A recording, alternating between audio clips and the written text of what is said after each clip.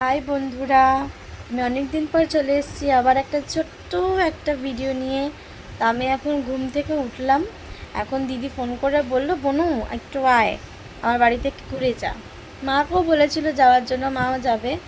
তো চলো একটু ঘুম থেকে উঠে দিদির বাড়ি যাই। তোমাদেরকেও দেখাই দিদির বাড়িতে গিয়ে আমি আজকে একাদশী দিনকে কি কি খাবো।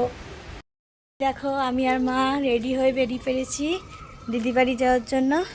তো চলো দেখা যাক দিদি বাড়িতে গিয়ে কি হয়। এই যে আমি দিদি বাড়ির সামনে চলে এসেছি। এবার দিদিকে একটু ডাক দেই, দেখি দিদি কখন বেরোয়। ওই দেখো দিদি কি করছে। ওই যে দিদি শাশুড়ি বৌমা রান্না করছে, দাঁড়িয়ে দাঁড়িয়ে দেখছে। ও এসে দেখলাম সৌভিকটা সারা ঘরে সন্ধ্যা দিয়ে তারপরে ধুনো দিচ্ছে। দেখো এই যে আমি দিদির বাড়ি আসবার ঠাকুর ঘরে ঢুকে বিগ্রহর ভিডিও নেব না, এটা তো হতেই পারে না।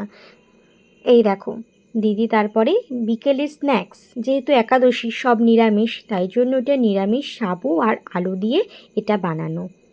আর এটা যেন কি অসম্ভব সুন্দর স্বাদের, মানে যেটা আমি কোনোদিনও শুনিনি, যে সাবুর বিরিয়ানি আছে, ওই পকোড়া আছে, আর তার সাথে শসা। সত্যি অসাধারণ ছিল। আমি রিভিউটা দিয়ে দিই ঝটপট খেয়ে, যে কেমন হয়েছে খেতে। সাবুর পোলাও কোনোদিনও আমি শুনিও নি আর খাইও নি, ফার্স্ট টাইম। সরি বিরিয়ানি।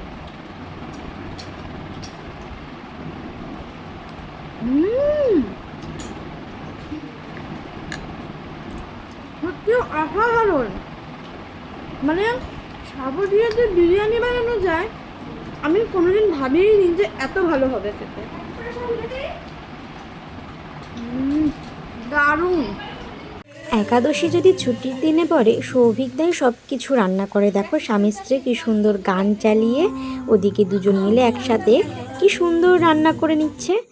এখানে দেখো হঠাৎ করে দেখি দাদু দিদুন আর ওই ছোট্ট ভাইটাও চলে এসছে।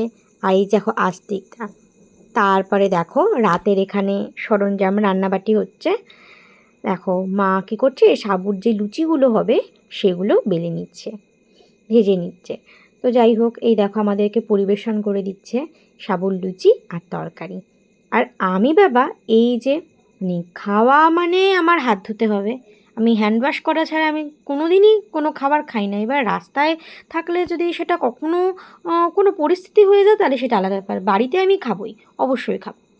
এটা দেখো তোমাদেরকেও দেখাচ্ছি সাবুর লুচি আর তরকারি, মানে অসাধারণ। তো দিদিকে টাটা করে তারপরে আমি চলে যাচ্ছি বাড়িতে। দিদি আবার হাতে ব্যাগ ধরিয়ে দিল, শাড়ি আছে, মেয়েকে দিয়ে ফলস পাড় লাগাবে, তো সেই জন্য। তো দিদিকে টাটা বলে চলে যাব বাড়ির উদ্দেশ্যে। তো তারপর এখন এই রাস্তা থেকে যাব আমি আর মা একা একাই। হেঁটে হেঁটে এসেছিলাম, আবার হেঁটে হেঁটেই চলে যাব। সৌভিকদা আবার দাঁড়িয়ে রয়েছে, বলে কি এই শুধু আমার ভিডিও নেয়। এই যে দেখো রাস্তা থেকে যাচ্ছি। আমি চলে এসেছি এখন বাড়িতে। এবার একটু ফ্রেশ হয়ে দেন শুয়ে পড়ি। আবার কালকে মানে আবার সারা সপ্তাহ শুরু হয়ে গেল কাজ, আবার চলবে এখন 7টা দিন। তো টাটা।